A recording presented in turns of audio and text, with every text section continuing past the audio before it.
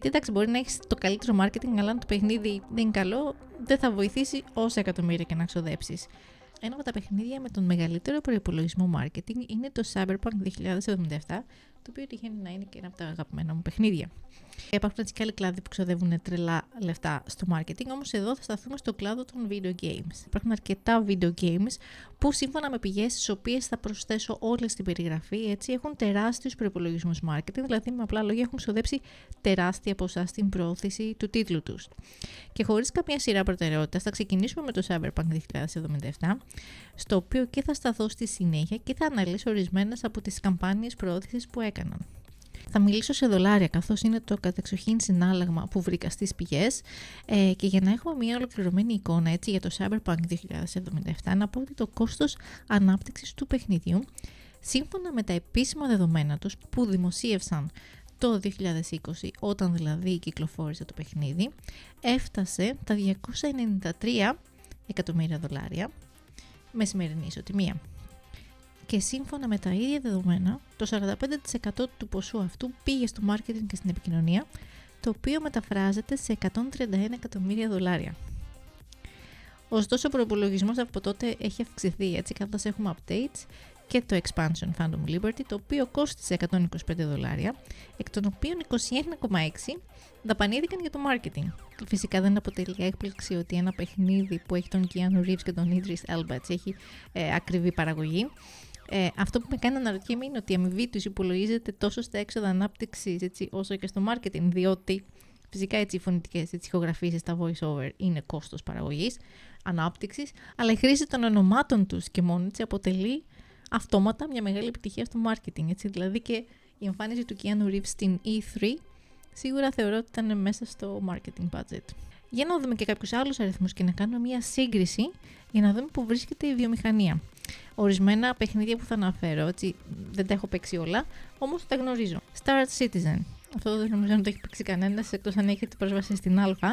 Λοιπόν, το Star Citizen δεν έχει κυκλοφορήσει ακόμα και σύμφωνα με τα τελευταία επίσημα δεδομένα του Ιανουαρίου 2024, ο προϋπολογισμός marketing του ξεπερνά τα $116 εκατομμύρια. Και για να δώσω επίσης προοπτική σε αυτό, ο συνολικός προϋπολογισμός ανάπτυξης έχει ξεπεράσει τα $500 εκατομμύρια.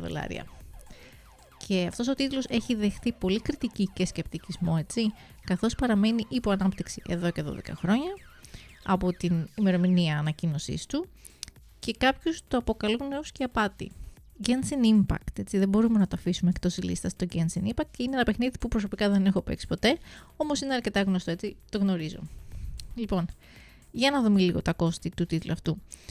Βρήκα ότι ο προϋπολογισμός ανάπτυξης και marketing, έτσι τα έχουν συγκεντρωμένα, έφτασε τα $100 εκατομμύρια την περίοδο της κυκλοφορίας του.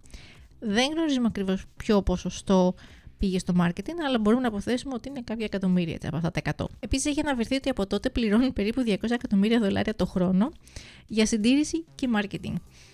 Το παιχνίδι κυκλοφόρησε το 20 και τώρα είναι 24, που σημαίνει ότι αυτό αντιστοιχεί περίπου σε $900 εκατομμύρια για συντήρηση και marketing. Και είναι free to play. Λοιπόν, ας πάμε σε κάτι άλλο. Πάμε στο Call of Duty Modern Warfare 2 από το μακρινό 2009. Εδώ βλέπουμε μια πιο ταπεινή παραγωγή, καθώς το κόστος ανάπτυξης ήταν μόνο περίπου γύρω στα $50 εκατομμύρια, αλλά το κόστος marketing έφτασε τα $150 εκατομμύρια. Πάμε στο Red Dead Redemption 2, έτσι, γλωσσοδέτης, τίτλος γλωσσοδέτης. Με βάση τις πηγές που βρήκα, το κόστος του Red Dead Redemption 2 κυμαίνεται μεταξύ στα $200 και $300 εκατομμύρια. Το GTA 5, το κόστος marketing του, υπολογίζεται στα $137 εκατομμύρια. Υπάρχουν σίγουρα και άλλοι τίτλοι με υπέρογκα ποσά marketing, και αν έχετε κάτι να προσθέσετε, να σχολιάσετε ή να συμπληρώσετε πληροφορίες, έτσι, πολύ ευχαρίστω να το κάνετε στα σχόλια. Για να πάμε λίγο στο Cyberpunk που θέλω να σταθώ, έτσι, και να δούμε τη στρατηγική marketing της CDPR στην πράξη. Λοιπόν, βρήκα κάποιες πληροφορίες διαδικτυακά, αλλά φυσικά έτσι δεν πρέπει να ξεχνάμε και όλους τους ανθρώπους που δουλεύουν στα δελτία τύπου, έτσι, στα newsletters, στις αναρτήσεις στα social media και όλα αυτά. Εδώ όμως θα δούμε μερικές παραδοσιακές, ας το πούμε, κινήσεις marketing. Πάμε να δούμε τις συνεργασίες. κάνανε συνεργασία με brands ρούχων, έτσι, με μάρκες με ρούχα. Η εταιρεία προώθησε το λογότυπο του παιχνιδιού μέσω ενδυμάτων, τα οποία από όσο είδα δεν είναι πλέον διαθέσιμα, δυστυχώς. Εντάξει, έχουν περάσει και κάποια χρόνια. Και αυτό που θέλω να τονίσω είναι ότι φορούσες ένα ρούχο με το λογότυπο του Cyberpunk, έτσι, και αυτομάτως δημιουργούσες, έτσι, πρόσθετες και εσύ στο όλο hype ή τουλάχιστον στο brand awareness, είτε από κοντά είτε διαδικτυακά, αν έβλεπες, ας πούμε, την ανάρτηση της μάρκας αυτής του ρούχου με το Cyberpunk. Πάμε στη Samsung. Η CDPR συνεργάστηκε με τη Samsung για να προσφέρει μία τηλεόραση εμπνευσμένη από το Cyberpunk μέσω ενός διαγωνισμού. Ένας τυχερός θα κέρδιζε την τηλεόραση και σύμφωνα με την πηγή αυτή συνοδευόταν μαζί με ένα Xbox, το οποίο ήταν και αυτό έτσι στο στυλ του, στα χρώματα του Cyberpunk. Πάμε σε κάτι άλλο. Old Spice. Παιδιά, είναι μια συνεργασία που εντελώς μου διέφυγε και για να είμαι ειλικρινής δεν ξέρω αν έγινε στην Ευρώπη. Αν τη θυμάστε εσείς, γράψτε μου στα σχόλια. Έτσι. Δηλαδή, εγώ ζω σε μια μικρή πόλη εδώ στη Σουηδία, οπότε δεν ξέρω τι έγινε εκτός. Γιατί εδώ δεν το είδα, εδώ το έχασα εντελώς. Η ιδέα λοιπόν πίσω από αυτή τη συνεργασία με το αποσμητικό Old Spice ήταν ότι είναι μέρος του κοινού, έτσι, του δημογραφικό κοινό που βρίσκεται στην ηλικιακή ομάδα 18 έως 35. Και σύμφωνα με μία ανάλυση αγοράς, ένα ποσοστό των αγοραστών του Old Spice είναι γυναίκες που το αγοράζουν για τους άντρες της ζωής τους, έτσι, για τον άντρα, για τον σύντροφο, αδερφό, παιδί, τέλος πάντων, καταλαβαίνετε. Επίσης θα πω και κάτι που ίσως σας ξαφνιάσει, αλλά υπάρχουν και γυναίκες gamers εκεί έξω. Και φάνηκε διότι πολλές γυναίκες ήταν αυτές που αγόρασαν το συγκεκριμένο δώρο. Και το θέμα εδώ δεν είναι αν σας αρέσει το προϊόν ή όχι. Έτσι, είναι μια εξαιρετική καμπάνια για brand awareness, το οποίο κατά τη γνώμη μου ήταν πολύ πετυχημένη. Πάμε λίγο στην Πολωνία, διότι και αυτό νομίζω ήταν μόνο στην Πολωνία από ό,τι διάβασα στο άρθρο. Μια μεγάλη συνεργασία ήταν τα κουτάκια Sprite με θέμα το Cyberpunk, δηλαδή η Coca-Cola, η μητρική της Sprite, έκανε συμφωνία με τη CDPR να διανύμει τα αναψυκτικά αυτά με το branding του Cyberpunk 2077 και είδατε τι ωραία που είναι. Μία άλλη συνεργασία ήταν με το συγκρότημα Run the Jewel. Το μουσικό του στυλ δεν είναι του γούστου μου, όμως το τραγούδι αυτό που κυκλοφόρησε μου αρέσει πάρα πολύ. Επίσης είχαν και δικό τους merchandise, Run the Jewel και Cyberpunk, και σύμφωνα με αυτό το άρθρο που βρήκα που έκανε την ανάλυση, μέρος αυτής της συνεργασίας ήταν και η παραγωγή μπύρας, δηλαδή συνεργάστηκαν με ανεξάρτητα ηθοποιία και κυκλοφόρησαν μπύρες με θέμα το Cyberpunk. Επίσης υπέροχα κουτάκια. Βλέπουμε λοιπόν πως το marketing μπορεί να παίξει καθοριστικό ρόλο στην επιτυχία ενός τίτλου. Όμως υπάρχει και το ερώτημα, είναι το marketing αυτό που καθορίζει την επιτυχία ή μήπως το ίδιο το παιχνίδι πρέπει να μιλήσει από μόνο του?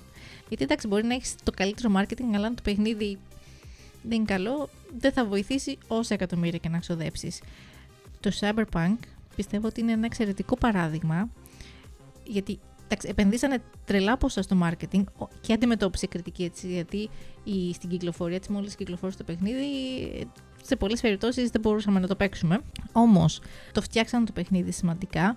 Δεν θα σταθούμε τώρα στα bugs, έτσι, και στο πώς κυκλοφόρησε. Τρελά λεφτά στο marketing. Η ιστορία του είναι καταπληκτική. Το παιχνίδι πλέον είναι ένα αριστούργημα, πιστεύω, έτσι, οπότε δεν μπορώ να είμαι αντικειμενική, αλλά μου αρέσει πάρα πολύ σαν τίτλος. Αυτά είχα να σας πω για το marketing και τους αγαπημένους μας τίτλους παιχνιδιών και τα τεράστια ποσά που ξοδεύουν. Εσείς τι πιστεύετε, δικαιολογούνται τα μεγάλα αυτά ποσά? Εγώ πιστεύω ότι σε κάποιο σημείο, ως ένα σημείο, ναι, εντάξει, είναι, αν τα έχουν και αν είναι καλός ο τίτλος, έτσι, δηλαδή το παιχνίδι πραγματικά είναι αξιόλογο, εντάξει, ναι, δώστε πόνο, δώστε marketing, όσο περισσότερο το μάθουν, τόσο καλύτερα θα είναι τα έσοδα μετά, έτσι, προφανώς. Σας ευχαριστώ που με παρακολουθήσατε. Κάντε like, subscribe, όλα τα σχετικά. Αφήστε τα σχόλιά σας και τα λέμε στο επόμενο. Γεια σας.